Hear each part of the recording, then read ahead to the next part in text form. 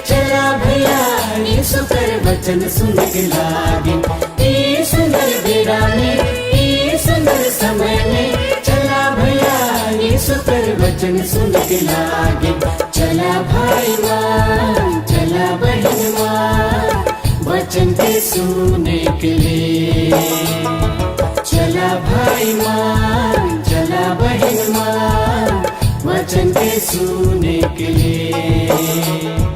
ई सुंदर बेरा में, ई सुंदर समय में, चला भैया यीशु कर वचन सुन के लागे। चला भाई माँ, चला बहन माँ, वचन के सुनने के लिए। चला भाई माँ, चला बहन माँ, वचन के सुनने के लिए।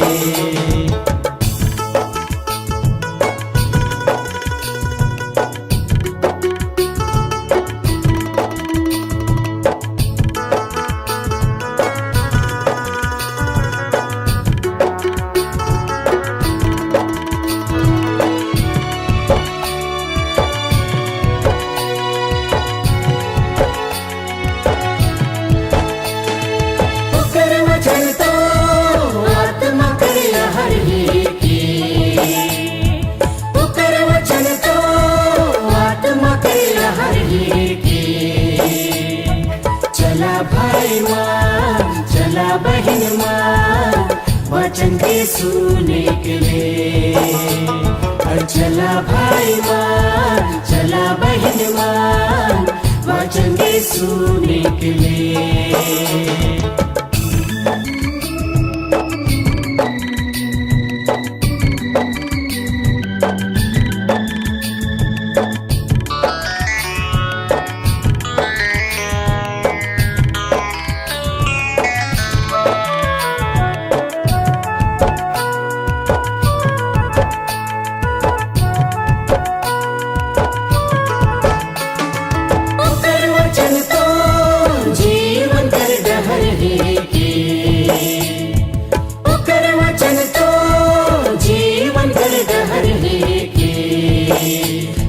चला भाई माँ, चला बहन माँ, वचन के सुनने के लिए।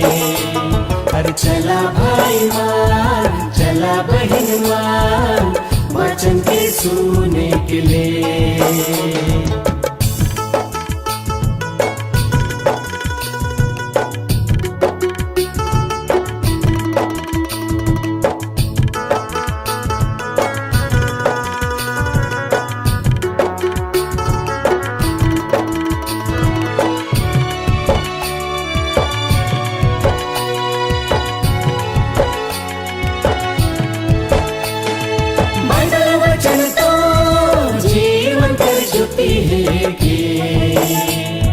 बाइबल वचन तो जीवन कर ज्योति है कि।